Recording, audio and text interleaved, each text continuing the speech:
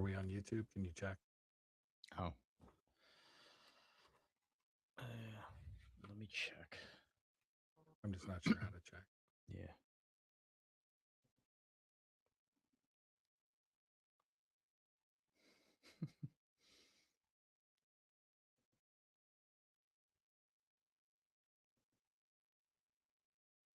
Yeah, we're live. All right, let me get us live on Facebook. Go live.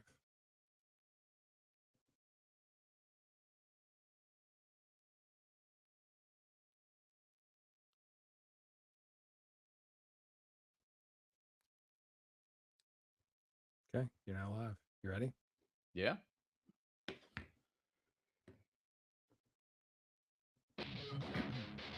Can you hear the music this time? Watch this.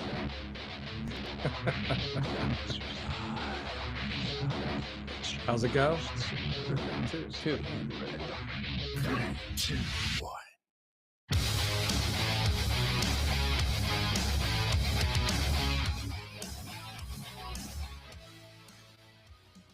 All right, folks, here we go. We're back going into episode 10 for a Movie Killers podcast.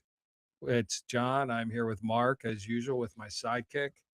And we got a little bit of a controversial topic tonight that we're going to talk about. Seems to get in a lot of commotion online. And Mr. Ryan Reynolds is our topic tonight. Not the traditional movie killer. We're going to talk about that. We're also going to talk about the new term that this is going to catch on across the nation that we coined, streaming zombie. You know, that's a good one. You heard it here first. That's right, brother. You heard it here first. And we've been getting a lot of feedback. I did download a couple of clips of Ryan Reynolds, maybe something a little different, not the usual Deadpool nonsense that goes on. But to start, and before all the controversy starts, we all agree Ryan Reynolds makes money.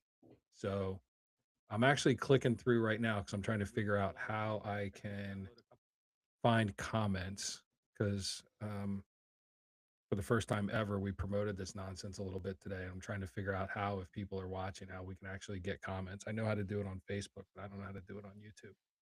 So Mark's better with YouTube. So Mark, why don't you watch YouTube? I'll watch Facebook, and then we'll see where it goes from there, and we'll try to figure out how we get some comments rolling in. All right. So Sounds good. cool. So with Ryan Reynolds, we're going to give you a little bit of background like we always do. And to be honest with you guys, I got a little bit of housekeeping that we got to do from our last episode. So if you go back and watch the last episode, you guys know we did Chris Hemsworth.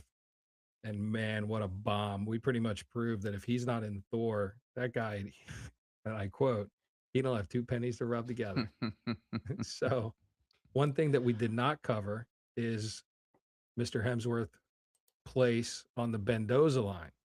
So if you check the website, you'll notice that we did not put a Chris head on the Mendoza line. So I wanted to use that as a little bit of housekeeping tonight. We can cover that quickly, you know, a couple minutes going through that. Let's get them up on the website. And then we're going to go back and we are going to talk about Ryan Reynolds. And then before we wrap up, I would like to go back and check on the progress of some of the movies that are out right now because Send Help, which is a movie we've championed from the beginning, is just absolutely crushing the box office. So we're going to save that for the end. We're going to go through a little bit of Wuthering Heights, Send Help, Crime 101, which to Chris's credit is absolutely getting crushed at the box office. And I'm not happy about that. Like I want everybody to have success. I'm just happy when we're right. Um, and understand that the data and all the analytics that we put in are actually telling a good story. So Well, you know what? I still can't believe we went there in terms of roasting his net worth. Right? We actually went there. I mean, the roasting guy his was. net worth. I'm talking about Chris Hemsworth last week. I felt just weird about saying that live, but look, we extended an invite just to say that we support you as an actor. And as a human, he seems like a pretty good He's guy. a great guy. Yeah, just by looking at him, I can tell he's a solid dude. If you guys haven't noticed when you listen to this, I think Mark falls in love every week. And I have no doubt that he's going to fall in love again tonight as we start talking about Ryan Reynolds. No, I yeah. In terms of man crushing him, no. I always thought Ryan Reynolds was a little goofy. But when we get into it and we talk about these other. I mean, I feel like TMZ talking about these stories, but it is what it is because it's kind of part of his persona. Yep. And that's a big topic we're going to run through when we go into Ryan Reynolds as the brand versus the actor, right? And I think he has absolutely nailed it when it comes to becoming just making a person into a brand. So, but we'll get into that a little bit. So when we talk about as we continue to refine the metrics of the Mendoza line and we talk about, theatrical ROI, one of the things that I want to add in, two things actually. One is I'm going to call it the WTP index, or the willingness to pay. And what that kind of goes back to streaming, because we're looking to see how do we bring some of the streaming components in. So when an actor does well at the box office or doesn't do well at the box office, but then they go online, and this is our person tonight is driving this, and why I think we need to start referencing it. And Kristen Stewart was another one who did it, and Ben Affleck. Everybody's watching The Rip right now. It's what they're all talking about. So we got to figure out how to incorporate the streaming factor. So that's where I'm going to come up with this willingness to pay. So they're not really doing well at the box office, but they do really, really well streaming. I'll explain that a little bit. And then the other one is kind of more of a little Rotten Tomatoes component of critics versus audience, right? So Kristen Stewart, critics love her, right? They're all over her, but the audience doesn't. Her movies just don't make money. So do we have to take into consideration a critic versus audience score? So I think we're going to figure out how to incorporate that into a little bit of our metric as well. So I know there's a couple of you out there that get aggravated that we're constantly evolving this, but as you guys heard at the beginning, it's episode 10. So give us a little break and let's run through and let's figure out how do we continue to refine this as we get smarter and better. Yeah, I like it. I mean, I think when we talk about it and we kind of talk through what constitutes their place in that Mendoza line, there's a lot of factors that we have to weigh in, and the more we have these podcasts, the more we talk about it, it spurns a new idea and a new thought that we can apply to the Mendoza line. So just when you opened up the segment with his brand, he's on next level branding. I mean, You're talking about Ryan Reynolds. You're I'm talking talking about. about Ryan Reynolds. Yeah. And I know we talked about this prior, but and I'm pretty sure most people that are Ryan Reynolds fans already know this about him, but on the business side of things, he's got the gin, um, liquor. He's got the Mint Mobile. Everybody's probably seen a commercial, but he's also has his advertising company or media company, right? Like that helps him with all the promotion. And he also owns a soccer team, which he paid a decent amount of money, but I think he 20x that investment. So he's a very, very sharp businessman. And I think to your point earlier, does acting really matter to the guy at this point? Or it's, his price tag is 20 million a picture, allegedly, right? Like I have no proof other than what's out there online. And, that's his asking price. But what it doesn't include is when you hire Ryan Reynolds, as part of your movie, you're you're pretty much hiring him to do the marketing too, because he wants that as part of the deal. It's not just Ryan Reynolds as the actor. He wants some of the marketing campaign dollars to go with it. So it's when you're talking about 20 million, when it's all said and done, you're probably looking at closer to 100 million when you're bringing a guy like that on the scene. And that's the thing too, with the transition of a lot of these actors, and more power to them, they're building their brand. They're becoming producers, executive producers, but they're also building out their brand. And in a sense, though, the studio is competing with that brand, whether Yep. they like it or not, right? I mean, you'll see a Mint Mobile commercial and then a trailer for Deadpool, the very next clip. So in a sense, you're competing with that brand. Yep. Understood. Man, this thing is just to give you guys a little insight into what's going on. This thing is just confusing the shit out of me. Sorry if there's any kids listening, but I mean, I think we have two people watching right now. But I got so many chats going that I'm trying to keep track of, and I'm bouncing around. And while I'm trying to figure this out, Mark's going on and talking about whatever Mark talks about. I kind, to be honest, folks, I kind of zone out sometimes when he Yeah, starts going. I noticed that. But so if I seem a little distracted right now, again, we just started, so give me a minute to figure out what we're doing and what we're talking about. So to go back and get Mark back on track and get Mark focused, let's knock out Chris Hemsworth for the Mendoza line, and let's get your Fine. ratings on where you think he should go. Is he doofus? Because I know where I'm putting him, so I'm curious to see what your thought is. I got Channing Tatum, I got Ben Affleck, and I got Brad Pitt at the other end. You got a couple people in between. So return on investment, acting capability, marketability. People love him. Critics hate him. Where you Critics putting him? hate Hemsworth. I don't know, dude. I just made that up. Okay. Where I don't know what critics think of him. I Okay. know you're in love, so you're skewed. I wouldn't say I'm in love. I would say he's a likable dude, right? Like we talked about this. We would go out with Hemsworth tomorrow, right? If he said, Yeah. "Hey guys, if you guys want to hang out, we'd hang out." I would put him probably, all things considered, a 3. My camera didn't froze, folks. I kind of just lost focus there when it came out with a 3. So you think he is 2 steps below Jared Leto, Mm. but above Nev Campbell, Mm. Jennifer Lopez, Yes, totally. Kristen Stewart, based on all that data? Yeah, because All right. it's not just acting No, ability, acting it's chops. all that It's stuff. Yeah, marketability, brand, ROI. His ROI is low, but he's got Marvel money. That's a thing too. He's We likable. He's marketable. He's got a good brand. yeah. He's pretty strong in streaming, but is that because of all the? I think Crime 101 will probably do well in streaming because people can go watch it. A 3 seems Yeah. fair, only because we say, like,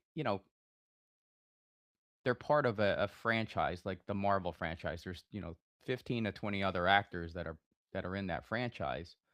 But the thing is, he was still in that movie. You remove that, okay, I probably knock him down a notch to a 2, but I I I feel comfortable at a 3 for him, all things considered.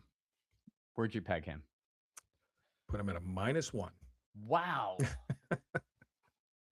His acting is terrible. He does have a good brand, but only as Thor. He's going to be what's the word I'm looking for? He's going to be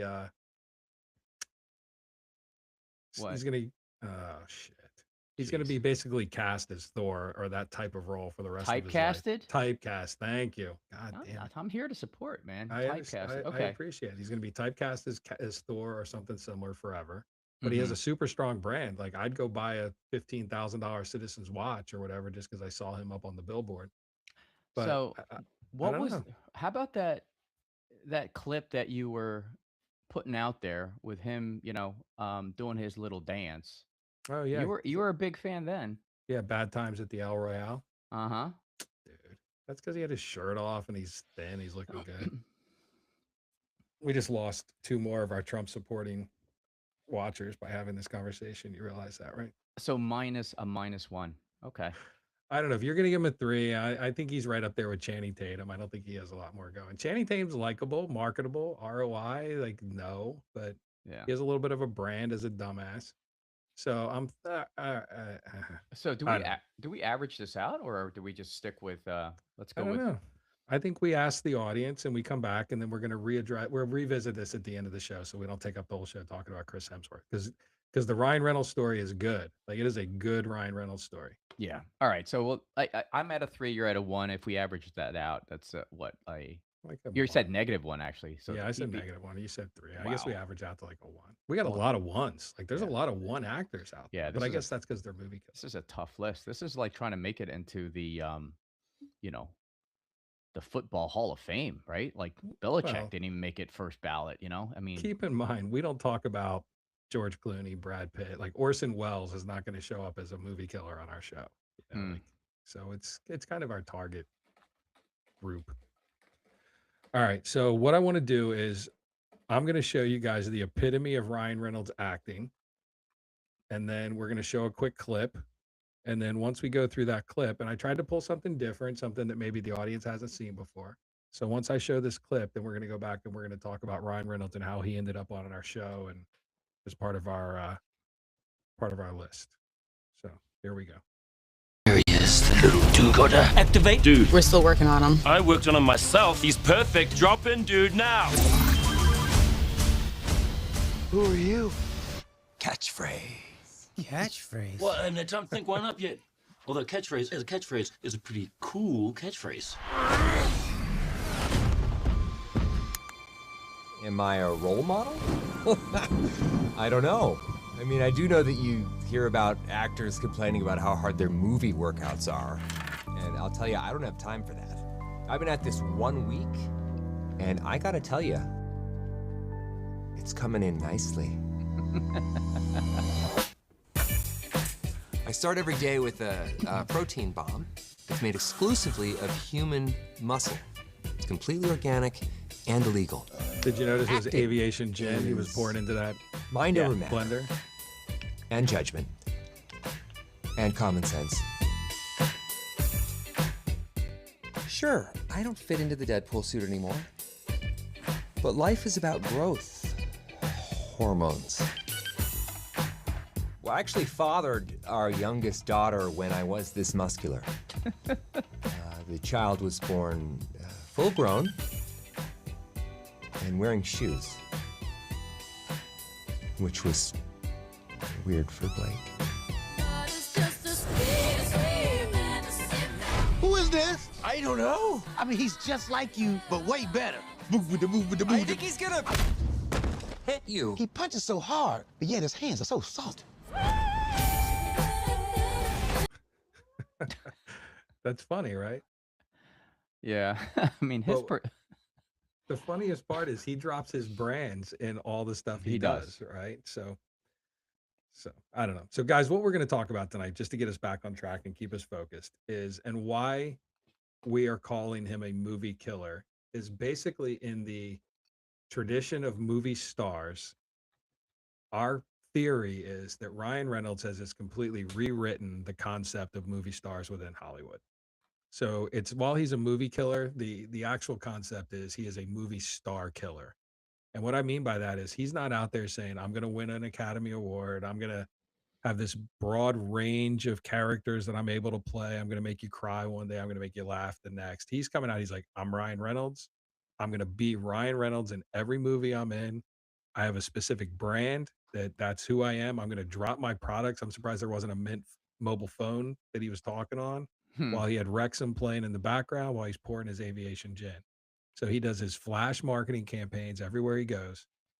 And that's it. He's like, take it or leave it because I'm Ryan Reynolds. And when we were talking about the other components and we talk about the brand multiplier, which is like, how do people like him outside the box office versus inside the box office? So he's in the box office in his movies, I'll make it up, make 100 million bucks.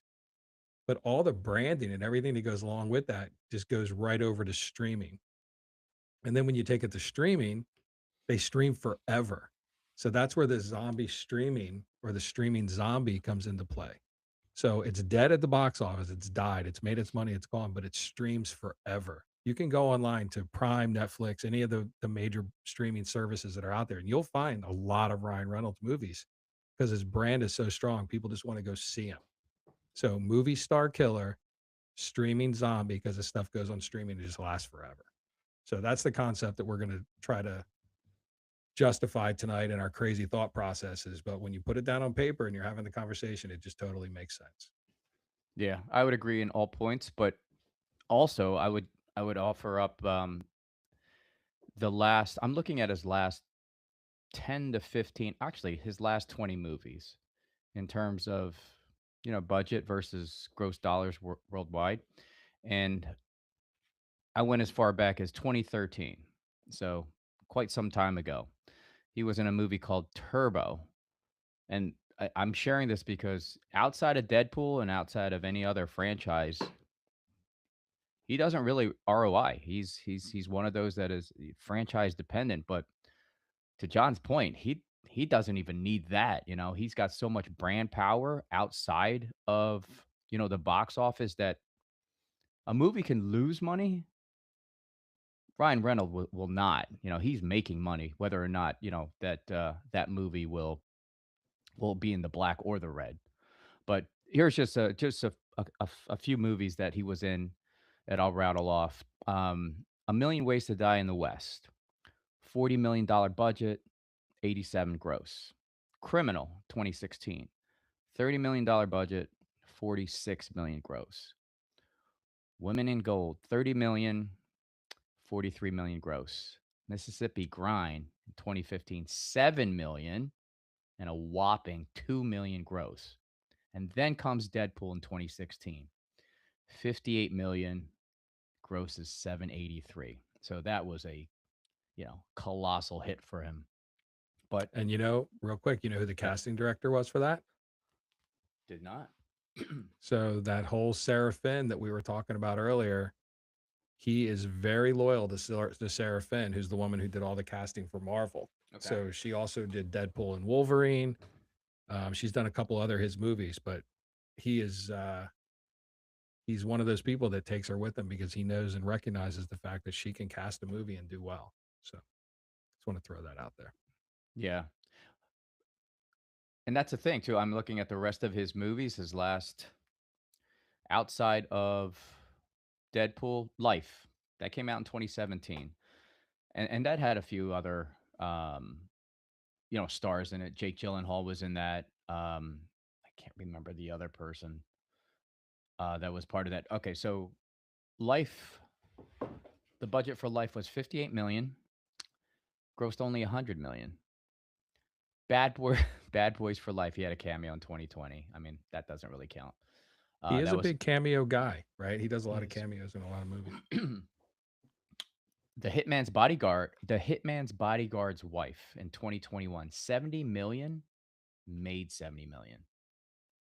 So again, I mean, it just Yeah, underscores we're gonna blame Selma Hayek for that. I don't know if you saw that or not. It's okay. Samuel L. Jackson running around. yeah. And then he gets into a lot of the streaming in the last 3 or 4 years. But speaking of streaming, and I guess my favorite Ryan Reynolds movie was actually The Adam Project. I don't know if you got a chance to watch that. No, I have not.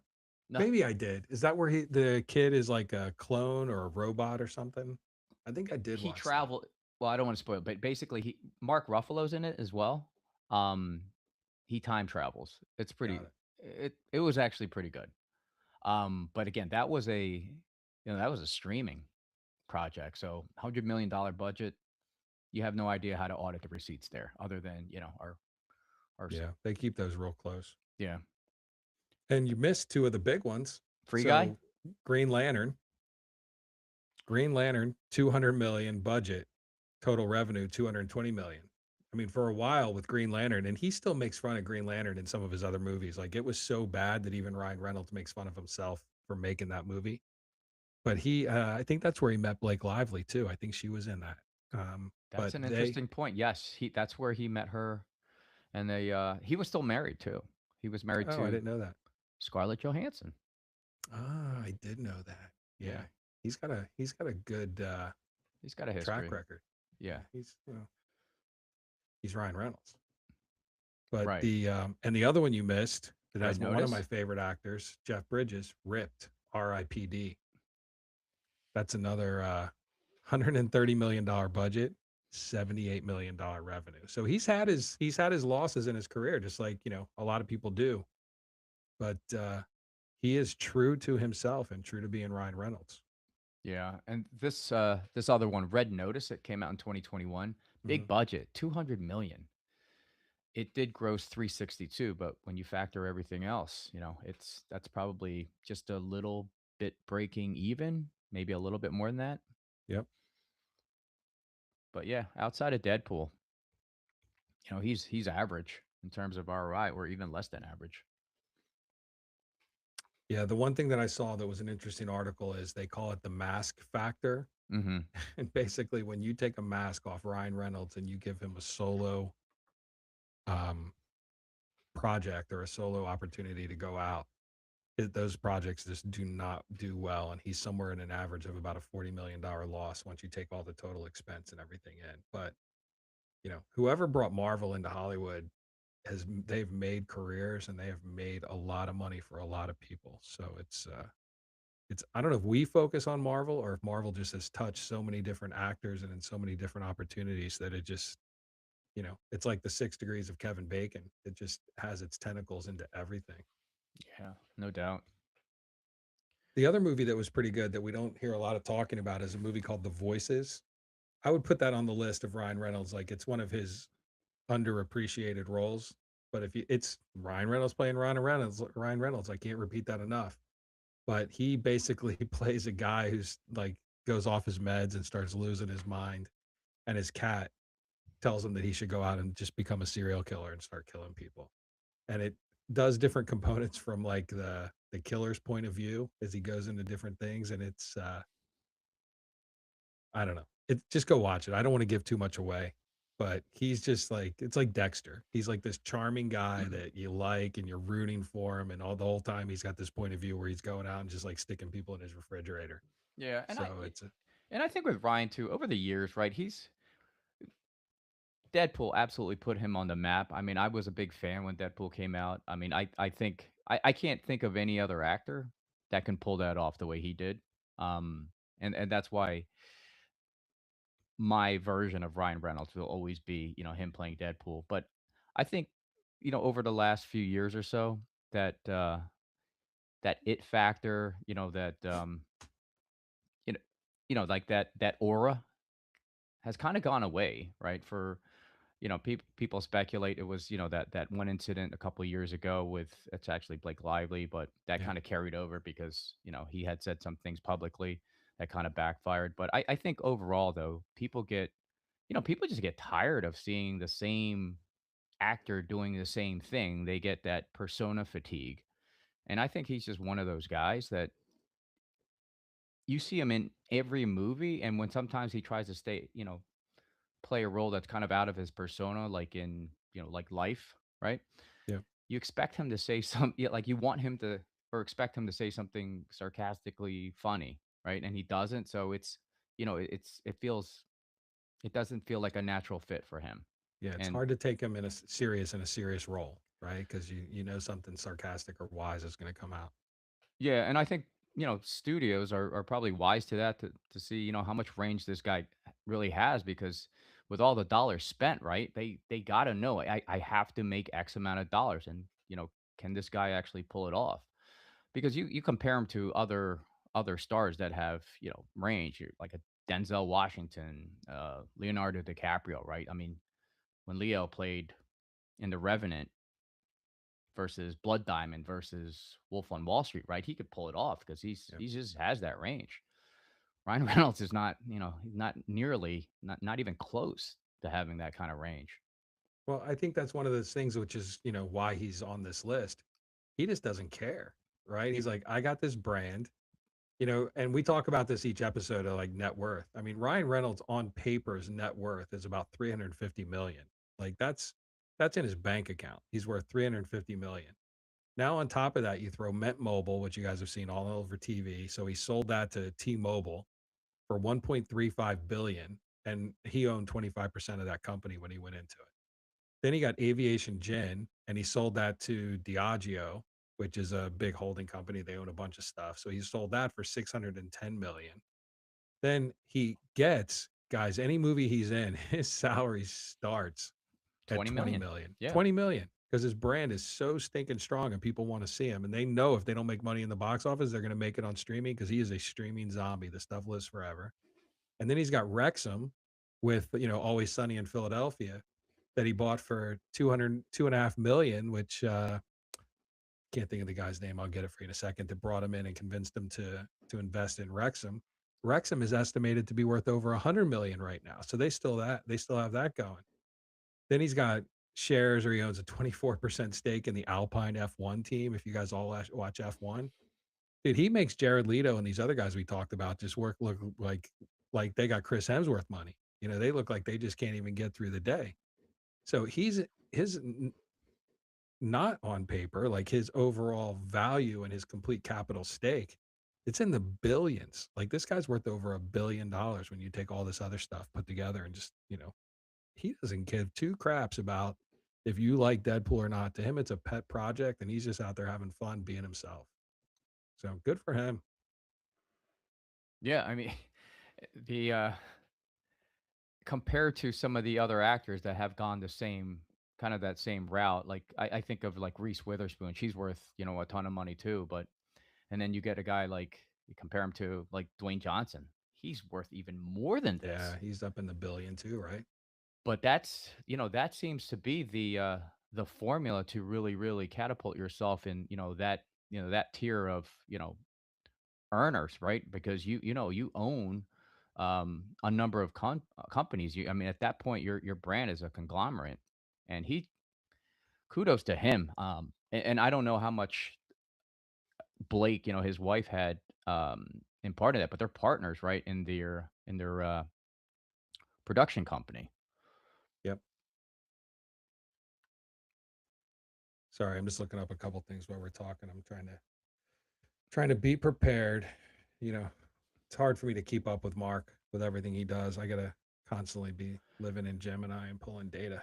Yeah. So The other thing I think hurt his brand, and I'll go back to this. I mentioned it briefly. Was you remember that all that hoopla around the movie his wife did, Blake Lively, with I'm trying to remember his name now.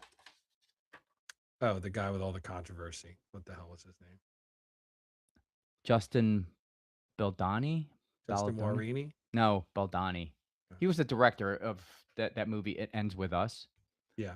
So a lot of people already know the backstory, and I'm not making find this anywhere on the internet, but essentially that movie, the story behind the backstory, why they think Blake and Ryan went after this guy Justin, who was the director. They wanted to own the movie rights, like they wanted the movie, they wanted like to steal it from him. So they came up with this story that he harassed her, and there was no evidence. Like this is already out there, and it's proven. Like even his attorney, like Justin's attorney, was like, I got all the text. I'll put it on a website. You guys can decide for yourself what happened there. If there was any harassment. But I think he took a hit on his brand with that one, because you know the vast Well, the vast majority of public, they're for you, right? But they don't root for like bullies. No one could ever root for a bully, and I think he came off with him and his wife as bullies in that exchange. So I think that hurt his brand.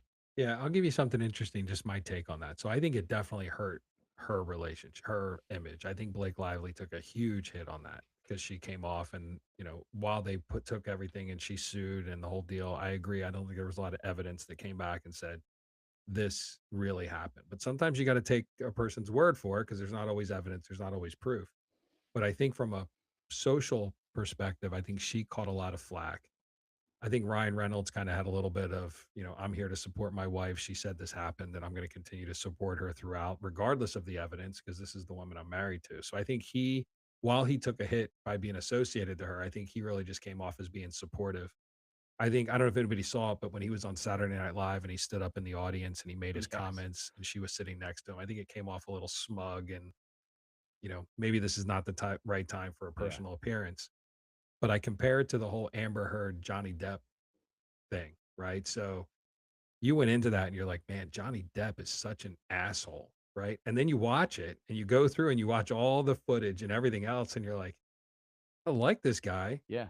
Amber Heard is the asshole, Yeah. right? And it's just, I don't know if it's one of those things where people just look at what's going on and they side, and this is going to sound terrible, and I don't know how to word this any other way, but I don't know if it's a social perception that people side with the guy and doubt the woman, because I don't want to turn this into a whole social debate, but it's odd to me that people doubted what Amber Heard was saying, and she came off terrible on camera, and Johnny Depp was just more charismatic. And Blake Lively, I think, took a big hit. This guy Baldoni, I don't know if he may not direct again. I'm sure he will. And then everybody kind of said, oh, look at Ryan Reynolds coming to the defense of his wife and standing up for her and backing her up. And she took a hit in that too. So I can understand why women would be a little hesitant to come forward when you have two cases of celebrities going out into the media and both taking hits from a career perspective just for opening their mouths. Right? Yeah. So it's just, get you thinking. That's all. Yeah, $400 million lawsuit, man. That's well, that was Justin's countersuit. So Yeah. All right. So on that note, bringing us down, let's, I got another Deadpool clip. Another one tried to go a little different because you guys have all seen everything out there because Ryan Reynolds is friggin' everywhere. So I tried to come up with something that was maybe a little different. And, if you guys don't know it, one of my favorite movies of all time is I love The Princess Bride. I think The Princess Bride is freaking great. So let's see really, what The this looks Princess like. Bride? I love The Princess Bride. Oh, You never saw The Princess Bride? no. I'm gonna say no. Folks, you guys feel free to comment on that this guy never saw Princess Bride. Princess Bride is a classic. Once upon a Deadpool. Kind of prefer Marvel movies. We are Marvel. Yeah, but you're Marvel licensed by Fox. It's like if the Beatles were produced by Nickelback. It's music, but it sucks. Hey, that's it. I'm done. I've had it with all this Nickelback hating, all right? You think that makes you cool with the cool kids in school, Fred? No, it just makes me right. It doesn't. They're overproduced, formulaic ear garbage. Oh, really? You know who might disagree with that? Facts. 50 million albums worldwide. 11th best-selling musical act of all time. Billboard's most successful rock group of the last decade. 6 Grammy nominations, 12 Juno Awards. Those count. 6 Billboard Music Awards, 2 American Music Awards, 1 People's Choice Award, Canadian, and a partridge in a pear tree. Sorry. I thought we were just having fun. I didn't realize it was. You were, you gotta say, you were nicer as a kid. Tired of living like a blind man. Sick aside of a sense of feeling.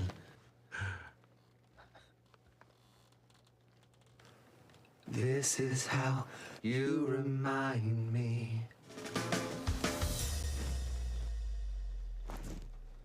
This is how you remind me of what I really am. This is how you remind me of what I really am. See, guy's funny.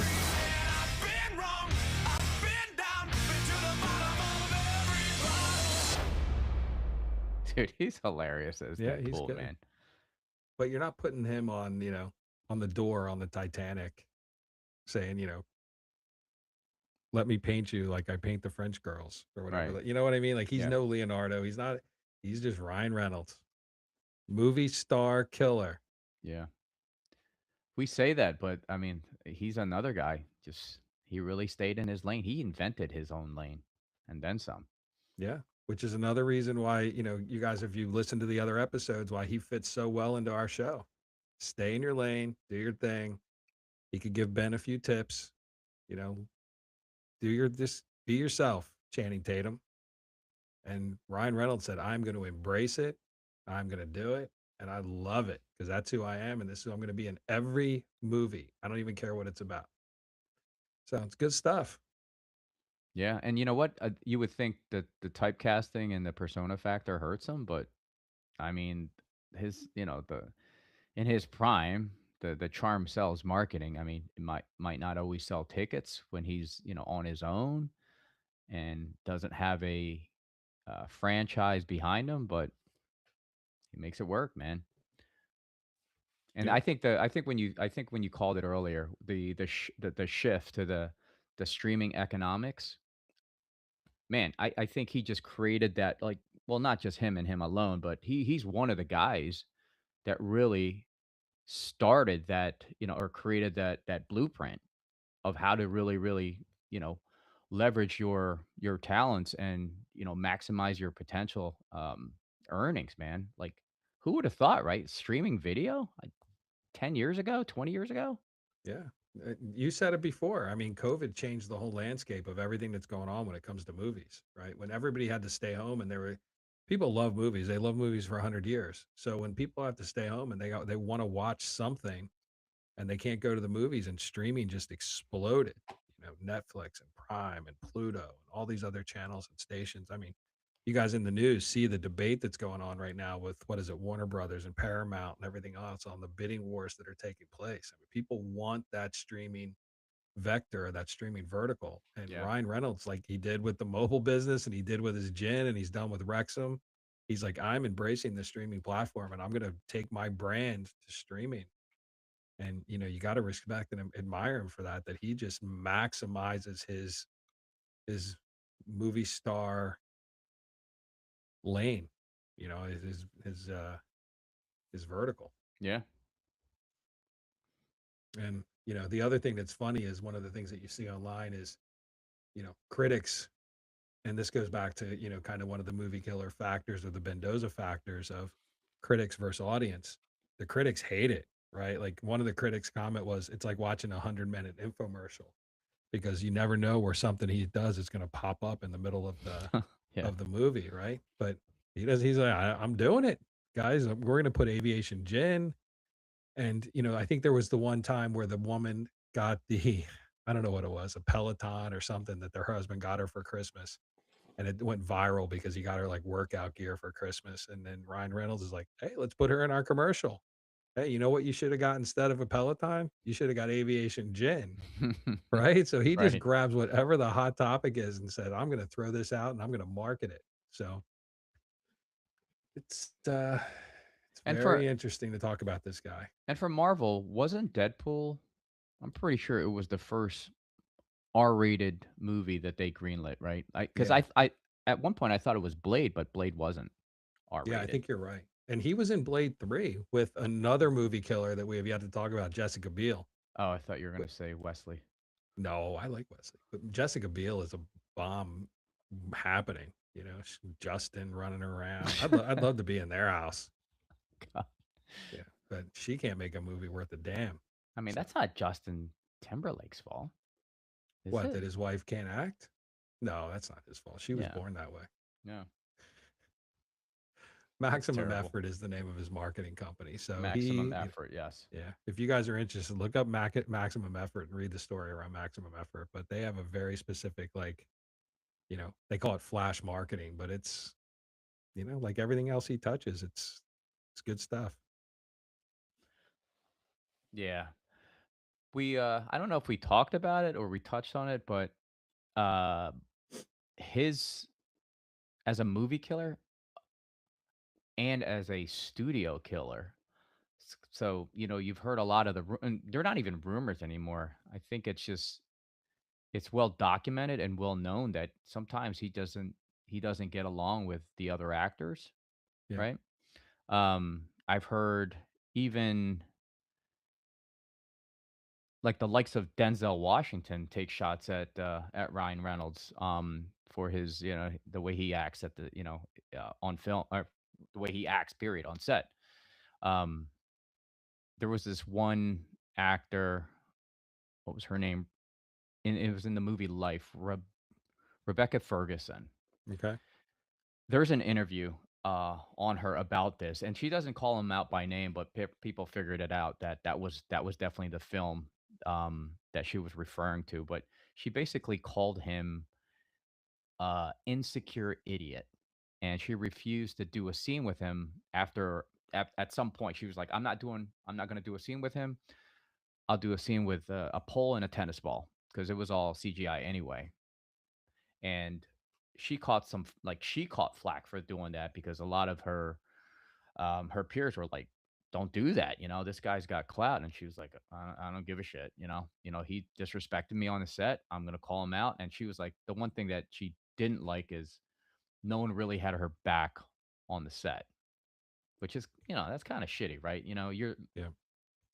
if you're the Ryan Reynolds, and you know, in that argument, you know, you're the bigger star, you're one of the A-listers there, and you have to belittle somebody on the set just for whatever reason. But the word insecurities is kind of the common theme when you read about some of his, you know, episodes and some of these sets. Yeah, and there's a lot of that goes on also with TJ Miller. I don't know if you guys know who TJ Yeah. Miller is, but he was in Deadpool and he was in Deadpool 2. But if you guys notice, he hasn't been in anything after Deadpool 2. So apparently they had quite a falling out. And his comments were after Deadpool, the success of Deadpool and Deadpool 2, Ryan Reynolds just wasn't the same person.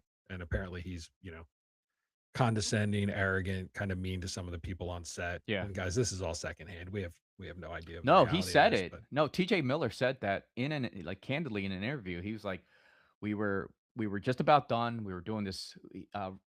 Ryan wanted to do another take on this one scene, and he said he just went ballistic on him. Like, it was a scene, but he was going off on him and then treating him like shit. And he was just like, wow, that was weird. Like, what just happened there? But I think it was just one of Ryan's way of just saying, hey man, you know, I'm the A-lister here. You're gonna stay in your place. But also Deadpool. I don't know if you know this, but the former director, Tim Miller. his name was Tim Miller. Yeah. Yeah.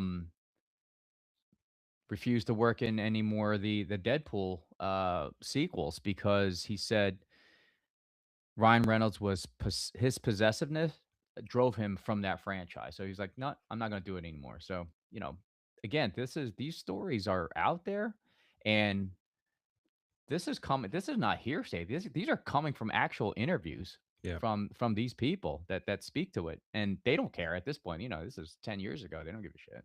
Well, you got to imagine that it's got to get annoying after a while, right? Can you imagine being around him all the time and that energy and that sarcasm and that just obnoxiousness all the time? Like Yeah. he's like the crazy drunk uncle who comes over and just won't go home. It's 12 o'clock, you're watching TV, you turn the TV off, turn the lights off, and you're like, dude, time to go. Right. Like it's Shut like, it I down. just imagine he's that guy. Like you got to take him in small doses because if you try to deal with him for a long period of time, you're just ready to go pluck your eye out. Right? He was like, I can't take this but he doesn't know it because he's so like that all the time. Like Van Wilder, if you go back and watch Van Wilder, I mean, then he tried to get serious for a little while and everything turned to crap.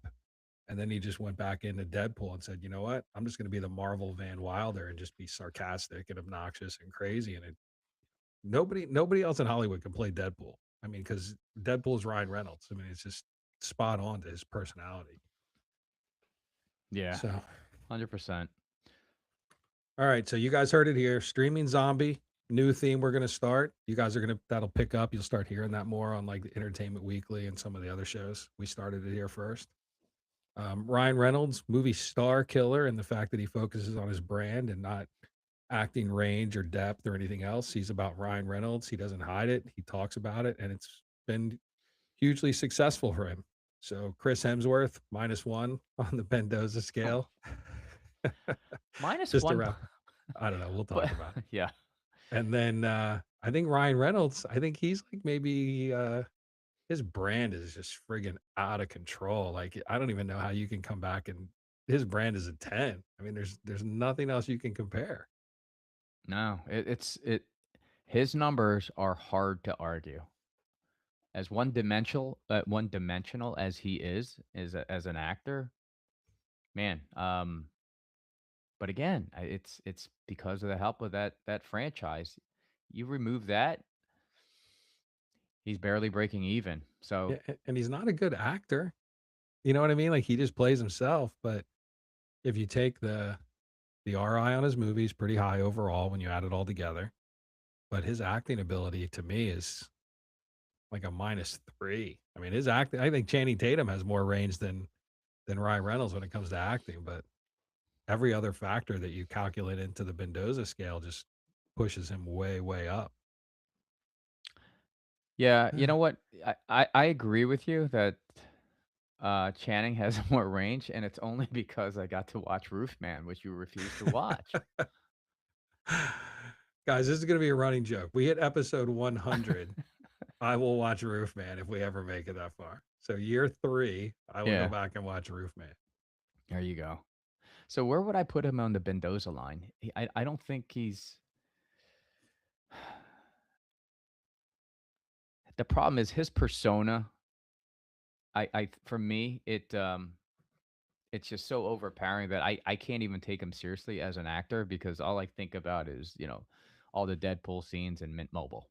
I would rate his acting fairly low, but overall if I were to put him on that Mendoza line, he's got to be at least a 2 or 3, man.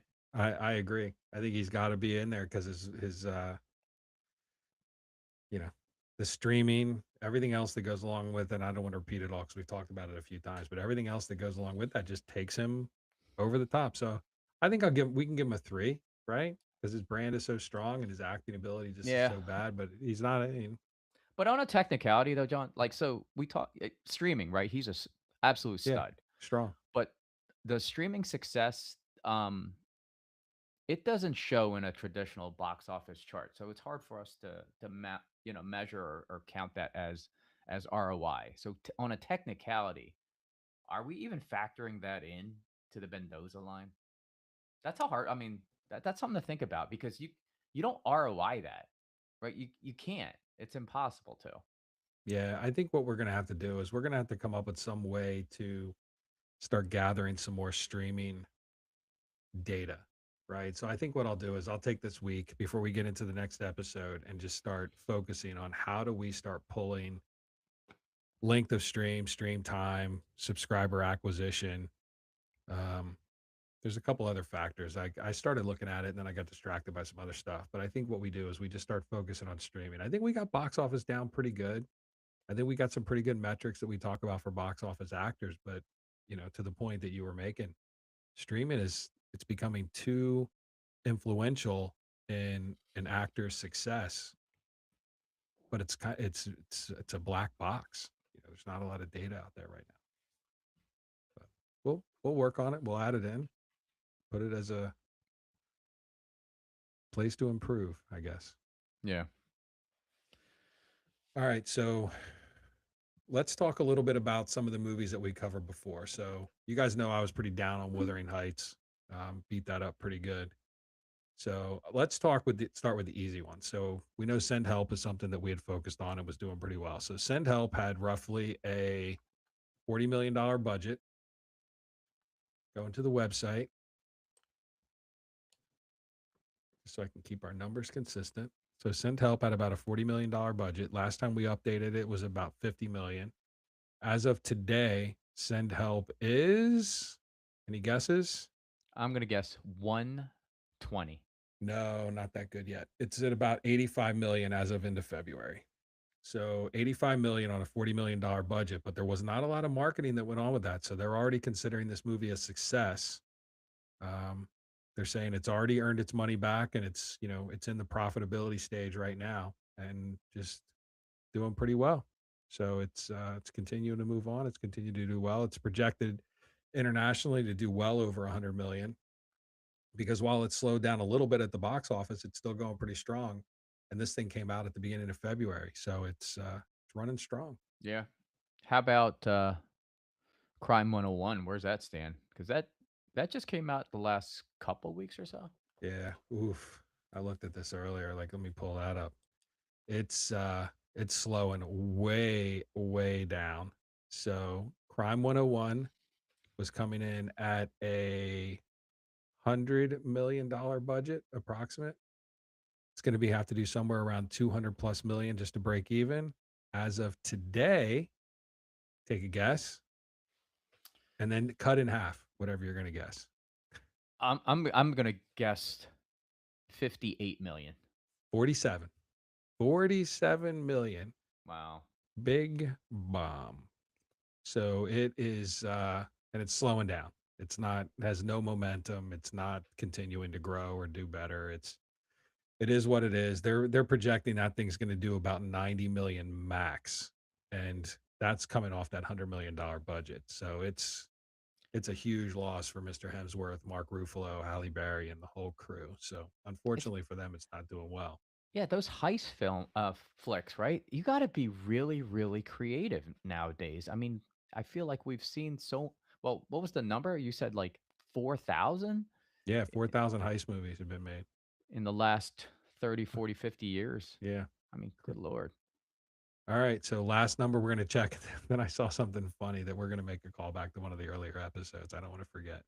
So we got Your Girlfriend coming up next. Wuthering Heights, continuing to move along. Wuthering Heights had a $115 to $120 million budget. And the article I was reading today is saying that the marketing on this thing is getting out of control. So they're expecting for profitability. And this is coming from all the news articles and everything else. I'm not making these numbers up. They're saying because of all the marketing expansion on this movie, they're estimating that it needs to make 360 million globally, 360 million? globally to be fully profitable.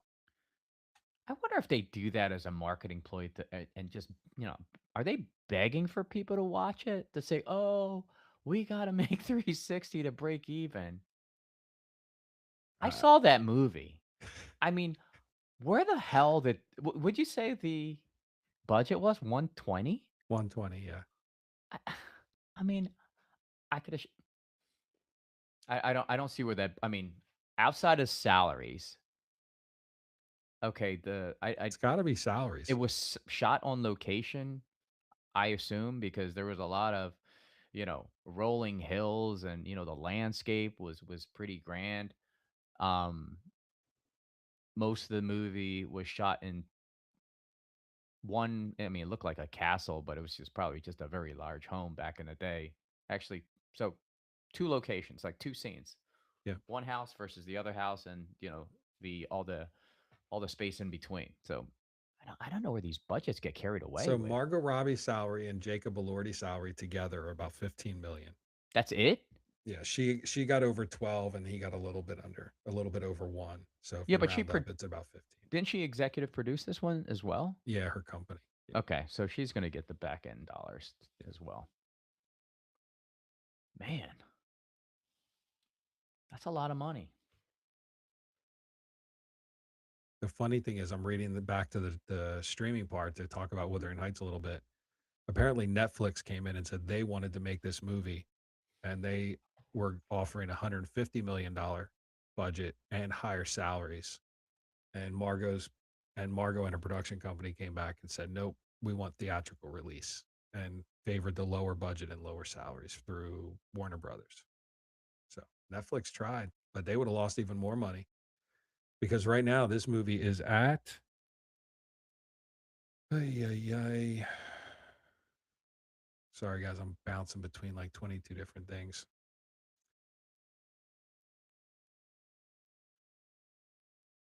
$80 million. That's my I'm guess. stuck on Crime 101. That thing it's like the gift that just keeps on giving. Just won't go away.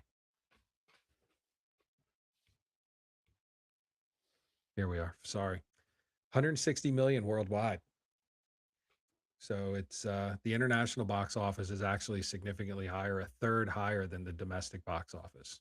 So it's doing super well internationally. and Wow. It's starting to slow down within the US and Canada. So not doing that great here. You know what my prediction was? Do you remember? Because I don't do. know, 130. I think I said 120 or 130, so it surpassed that. Yeah.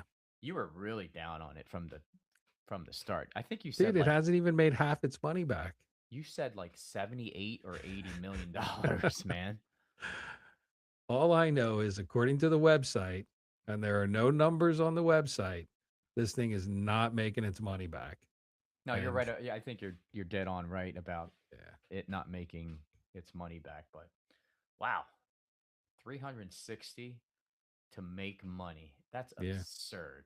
And I was way under in Crime 101. I have that as just breaking even, like not making money, just barely breaking even. And it's not even going to break even. You know what I want? I want somebody to audit. Like let's audit the actual dollars spent on where did all this money go? I want to see where this $120 million went for Wuthering Heights. I mean, their clothes were rags. Like I saw the movie. I mean, they had one wedding dress, but outside of the wedding dress, everybody else was wearing like, rags. They barely had shoes on. I mean, there was like no furniture in most of the houses because it was just big, big stone homes. I don't know what the time period was that they were shooting this film, but it was just back in the day. No streets. It was just mud. How about horses? Were there a bunch of horses running around? Maybe Not the a- horses not a are bun- expensive. I would say not a bunch of horses, but a couple horses. So couple some feedback coming in from our listeners. So one says Ryan Reynolds is at least a 4. Not sure I agree with that, but and the other one is apparently we're going to have to look at this. So with the YouTube chat, just anybody can't chat. There's certain things that they have to go in and do, and I got to figure out because I just want anybody able to do anything. Like if you guys want access to my TikTok account, I'll post the password later. Right? Like I don't care. I just want everybody to participate and everybody to have fun. So we're gonna have to figure out if there's certain things holding people back from YouTube because Mark's been spending a lot of love on YouTube trying to get that thing situated. So we want people to be able to chat there. Yeah, we're looking to ramp up that channel. Yeah. We're getting there. Yep. Dude, I had a girl from India today. I think she was from India. Offer if I paid her $100, she would get us like 20,000 followers. $100. The internet's a crazy thing. I think I'm gonna throw the $100 out there and see what happens. For $100, we get 20,000 Yeah. followers. Apparently, she's a podcast promoter. What do I got to lose? Yeah. I give her my credit card, and I say just only charge 100. Don't charge anything else. Right. And then she's gonna get us 20,000 promoters. And her uncle, Nigerian prince. So, and apparently, if I wire him money, he's gonna send me back double. That sounds legit. Dude, this internet is so crazy with how Yeah, much money yeah. you can make just by wiring money around. That sounds so legit. But I did get a Wait. message today. But did you reply back and just say, hey, like and subscribe? I like and share my videos. Like and share my videos. People, I get so many crazy messages from all these like bots and all these fake accounts and everything else that goes on. And no, I didn't give anybody my credit card. But every message that comes in, all I reply back is, thank you, I appreciate that. Can you please like and share my videos? And they're like, where are you from? Oh, thank you. Thank you. Can you please like and share my videos?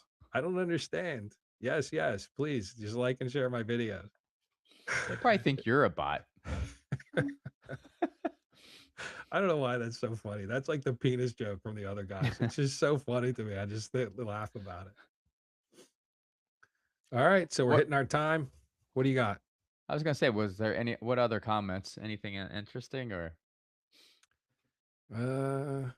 Nothing interesting on Facebook except that I am handsome, and that if I pay this broad $100, she's gonna promote my website. Can I say that? Am I allowed to say that? Yeah, I think that was again, that had to be a bot. All right. If you pay me $100 per month, I can bring more than 20,000 downloads and followers every month by targeting your podcast show in the US, UK, Canada, and Australia. If your podcast show exceeds 20,000 downloads per month, then you can pay me $200. Yeah. I saw this this one clip, I think on Instagram, where they I don't know if they raided this shop or they busted it, but they had like this just like a phone farm, right, of all the bots, like Yeah. hundreds and hundreds of phones that were all kind of interconnected, and that's all they do, right? They they click on a number of videos, and that's probably her like soliciting her service there. But it's kind of like Ryan Reynolds acting, right? Do I care? Do I care if it's a bunch Probably of not. laptops hooked up to a whatever, a No, farm? it was literally like it was a warehouse full of. Just think of how many phones you could fit in a warehouse, and they were all like on, shelving, and then they were all like positioned, and they were all connected to servers, and they were just boom, man, hitting all these accounts and stuff for likes, for whatever downloads, and it was continuous. I would assume that one of the channels has got to be theirs, right? Otherwise, you know, I know. I think we make that as maybe a subplot to the podcast. Like I give her the 100. As a group, we kind of follow the story. We see how many followers and how many downloads and how many everything else we get. Because to your point, they could just have a farm of PCs that just do nothing but download our podcast and then 20,000. I guarantee you that's what they have. Yeah, but then if I get 20,000 followers, I don't know. That's like Charlie D'Amelio territory, right? I get a Dunkin' drink, all from this chick for $100 in India. Mm. Good I luck don't with that. Yeah, we can dream. All right. I'm about done. I think we got everything. I think we understand Ryan Reynolds' philosophy of life. Stay in your lane, do it well. I think it goes back to our philosophy that he's read our book and he's doing what we've been saying from the beginning. I appreciate Ryan listening to us and following our philosophy to success. Stay in your lane, do it well. No doubt. And did we mention that this is our 10th episode? Big anniversary today, Yeah. episode 10. This is huge. Yep. And guys, we're up over 600 followers. You know, we're gonna shoot for 1,000 in the next couple weeks. Then we can go on TikTok, and that's where the real money starts rolling in. Allegedly. But we need to pad our subscribers on the YouTube channel. So what you had mentioned was our TikTok subscribers. So Yeah, and YouTube. Guys, go check out YouTube. Mark's been putting a lot of effort in. He's been putting shorts and clips and some pretty cool graphics. So let's go to YouTube. Let's support that. Let's go to TikTok. So it's YouTube/ampersand. You like that? I just learned that word yesterday. Ampersand Movie Killers Podcast. That'll get you to our YouTube page. mkpcast.com for the website. We are on Facebook. We have our own page and our own group, Movie Killers Podcast. And then TikTok, as always. And I hope you guys also saw our zombie ad where, you know, the unknown zombie tells you about our show. So we're going to start a theme. We're going to use that as our little commercial each week when we go in, and we're going to create a little promotion and send it out and say, come watch our show. yeah, So- and he had an eerie familiarity in terms of likeness. I don't know. I didn't see it. Yeah. It- It's just And guys, if you haven't seen it, go take a look at it because I got to take it down after today because there is an eerie likeness there. This guy's got maximum effort and a lot of dollars behind him, so I got to get that taken down. All right, that you would ready? be interesting if he came after us. F Ryan Reynolds. Wow. I can take that guy. Yeah.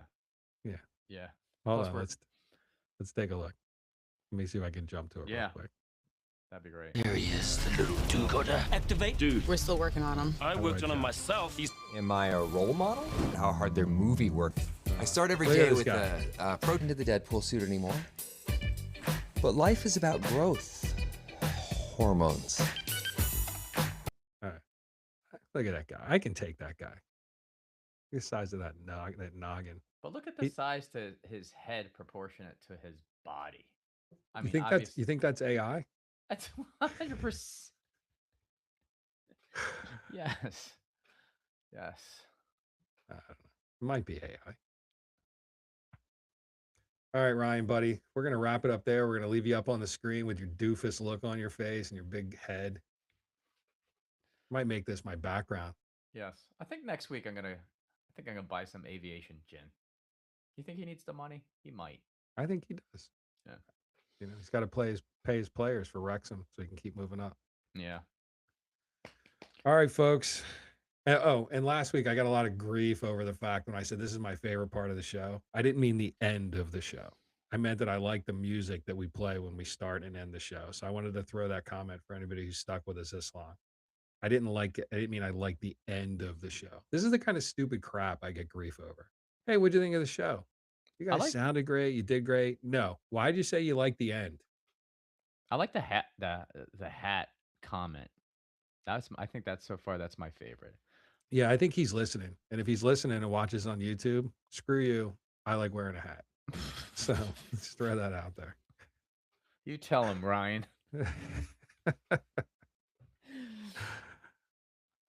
All right. All right. You Outro. You ready? Mm-hmm. All right. Here we go. Let's get this baby pumping.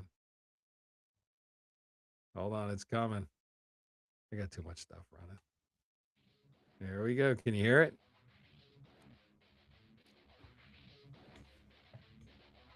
It's a little low.